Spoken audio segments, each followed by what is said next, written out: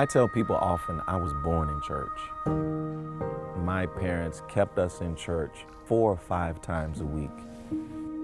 I grew up wrestling with the relationship between my faith and the social and economic reality outside the church.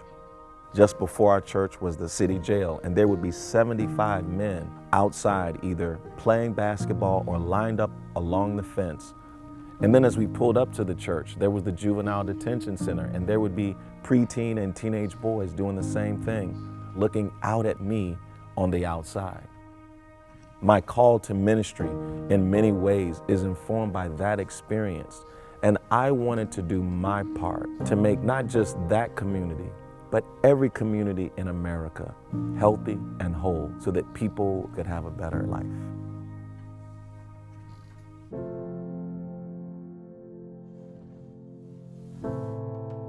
In the aftermath of the riots in the 60s, Dr. King quoted Victor Hugo, and King said, "If a soul is left in the darkness, sins will be committed. The guilty one is not he who commits the sins, but the one who causes the darkness." I have wrestled my entire professional career trying to understand the root cause of the social and economic darkness in our country. And I am clear now that all of our social and economic challenges are caused by our monetary system. More specifically, the way in which we have underutilized the power of money creation for the benefit of the public and have ceded that power to private banks.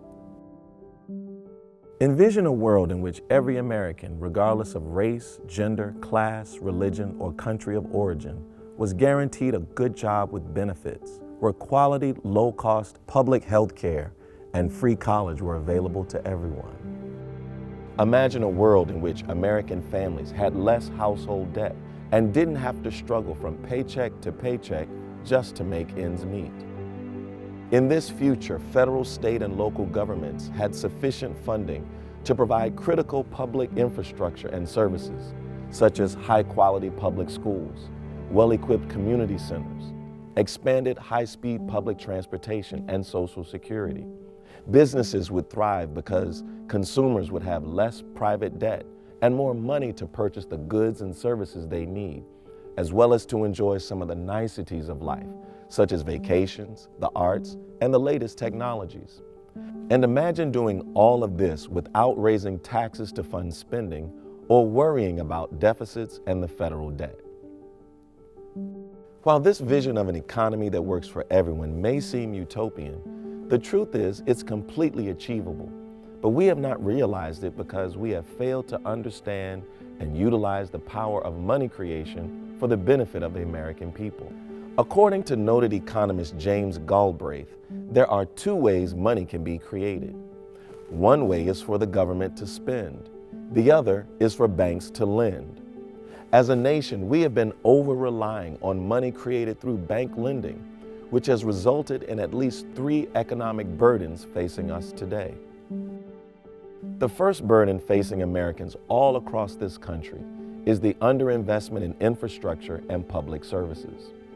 As I travel across the country, I see citizens and communities struggling with many of the same issues: crumbling roads and bridges, dilapidated public school buildings, community centers closing, rising healthcare costs, and state and local governments struggling to find the revenue to provide basic public services for 21st century public transportation and protecting the environment. The lack of public investment in jobs and diminishing economic opportunities is literally leaving many of our fellow Americans behind in neighborhoods riddled with violence, crime, and despair. Having a comfortable life is not having to worry about if you're gonna eat that day. I do not get to have luxuries like saving, especially in a financial system that wants to keep you in perpetual debt. I've actually done the math, and 25% comes out of my paycheck a month based on what I actually get hourly. Of course, as you make more hourly, it increases. If I didn't have to pay such high taxes and I had that money for myself to spend, I would invest it in the community. I would make sure that I was living comfortable and actually had the ability to save money to do more, because I eventually want a family. I would like to have that money to save for when I have kids. The second economic burden is that individuals and families are literally being crushed under the weight of rising household debt from mortgage payments, credit card bills, school loans, and other forms of credit, causing them to struggle to pay their bills. I got a master's degree in clinical psychology. After that, I worked for about a year before moving back to California. I had a lot of hope about finding a high-paying job, and I didn't expect to still be living with my grandmother this long. Having $130,000 worth of debt feels like I'm never gonna get out of it. It feels like in a lot of ways my identity as an adult has been stripped away from me. So if I didn't have that debt, I think I would have a lot more hope for my future. The third economic burden facing the American people is the burden of taxation placed on businesses and individuals.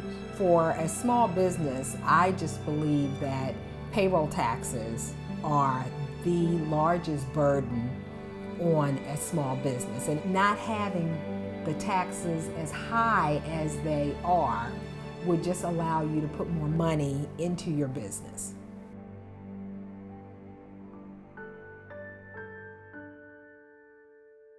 All of these problems exist because mainstream economists and policymakers are relying on outdated economic assumptions. Their erroneous view of federal deficits and the federal debt places constraints on our ability to fund the things we care about. Think about it. Whenever presented with policies that benefit the public, such as universal health care, a job guarantee, free public college, or protecting Social Security, pundits and politicians often debate, how are we going to pay for it? They ask, where's the money going to come from?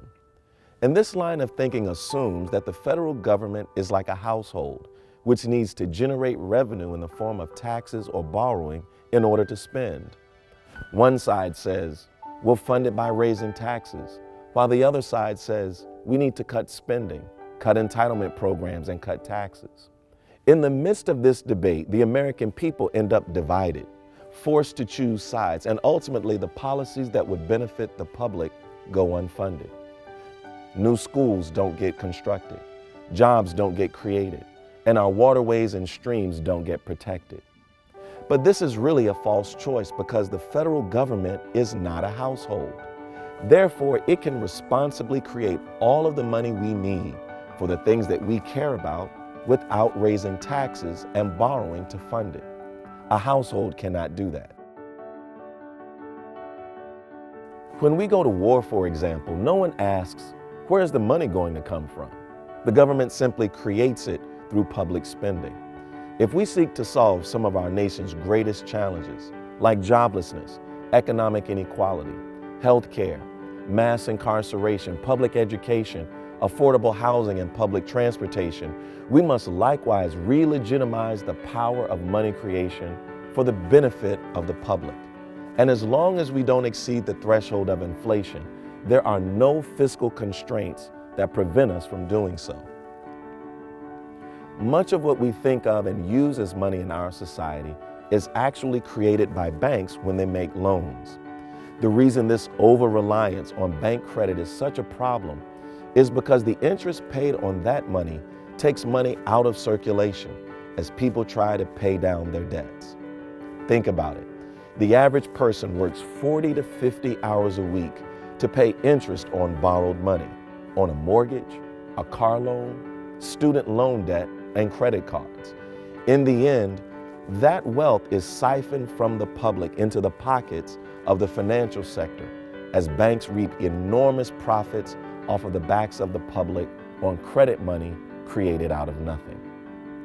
When this happens, homeowners foreclose, households struggle to make ends meet, taxes increase, and there is an underinvestment in the public services and priorities that we care about.